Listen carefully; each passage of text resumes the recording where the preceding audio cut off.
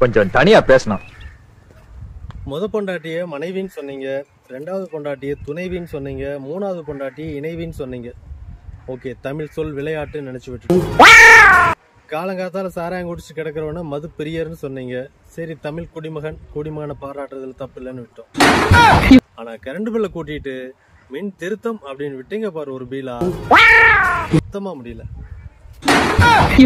பயப்படக்கூடாது, நான் இருக்கிறேன். என்னமாடா நீ? எப்பா, ஒரு வழியா நமக்கு கல்யாணம் உறுதியாயிடுச்சு. நம்ம கல்யாணம் போகிற விஷயத்த நம்ம ஃப்ரெண்ட்ஸுக்கெல்லாம் முதல்ல ஃபோன் பண்ணி சொல்லணும். முதல்ல நம்ம கூட படித்த வாணி கூப்பிட்டு சொல்லுவோம், ரொம்ப சந்தோஷப்படுவா. நான் ஃபோன் நம்பரே இப்போ தான் வாங்கினேன். குரல் கேட்டோன்னே ஷாக் ஆக போகிறா. ஹலோ ஹலோ, வாணி இருக்காங்களா? நீங்க யாரு? நான் கூட படித்த ஃப்ரெண்டு. அம்மாச்சி, உங்களுக்கு போன். யாரோ உங்க கூட படிச்சவங்களா? அம்மாச்சியா? ரொம்ப லேட்டோ?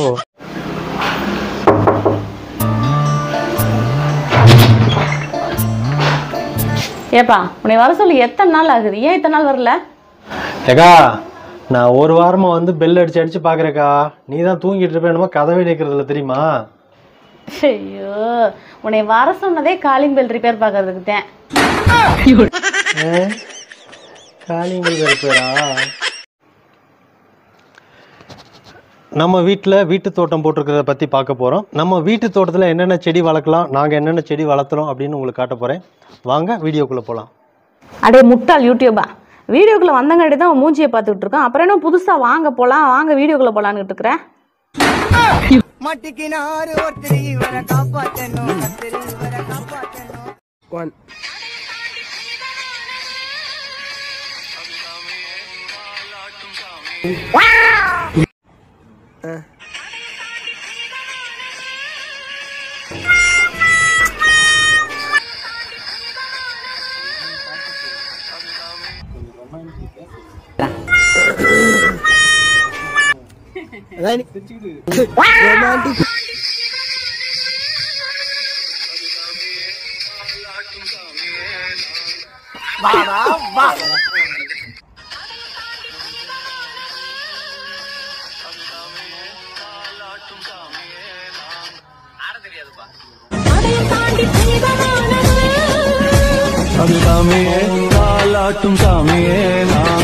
ஆட தெரியாதுப்பா, ஆட தெரியாது.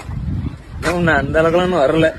அது ஏதாவது கிட்ட ஆடிட்டு இருக்கப்ப இதை போட்டுக்கிட்டு சென்ற வருடத்தை விட இந்த வருடம் பனியன் ஜட்டி ஏற்றுமதியை அதிகரிக்க திருப்பூர் பனியன் உற்பத்தியாளர்கள் திட்டம். என்னங்க, என்னதான் வளர்ந்து வல்லரசா இருந்தாலும் பனியன் ஜட்டிக்கு நம்ம கிட்ட தான் வந்து நிக்கிறாங்க பாத்தீங்களா? ஏன்பா, எவ்வளவோ காரு, கம்ப்யூட்டர், சேட்டலைட்டு, விமானமெல்லாம் தயாரிக்கிறாங்க. இந்த ஆப்டால் ஒரு பனியன் ஜட்டி அவங்களால தயாரிக்க முடியாதா? அப்புறம் இதுக்கு நம்மள்ட்ட வந்து நிக்கிறாங்க. ஏன் வர்றாங்களா? நம்ம போடுற பனியன் ஜட்டி தயாரிக்கிறதுக்கு சாயப்பட்ட கழிவு நீர் வெளியேறது இல்லை, அதெல்லாம் வந்து நேரடியாக போய் நம்ம ஆறுகள், குளங்களில் கலந்து நம்ம இயற்கையை பாழாக்குது. அதெல்லாம் தடுக்கிறதுக்காகத்தான் அவங்க வந்து நம்மகிட்ட ஆர்டர் கொடுக்குறாங்க. இப்போ ஏன் தெரியுமா? நம்ம போடுற ஒரு ஜட்டி பருத்தியிலிருந்து நமக்கு ஜட்டியாக வர்றதுக்குள்ள ஒரு ஜட்டிக்கு 2700 லிட்டர் தண்ணி செலவாகுது. அதுக்கு பேர் மறை நீர் அப்படின்னு சொல்லுவாங்க. அதனால தான் அவங்க பெருசெல்லாம் அவங்களே தயாரிச்சுட்டு இந்த பனியன் ஜட்டி நம்மகிட்ட கொடுக்குறாங்க. அப்படியா? சரி சரி.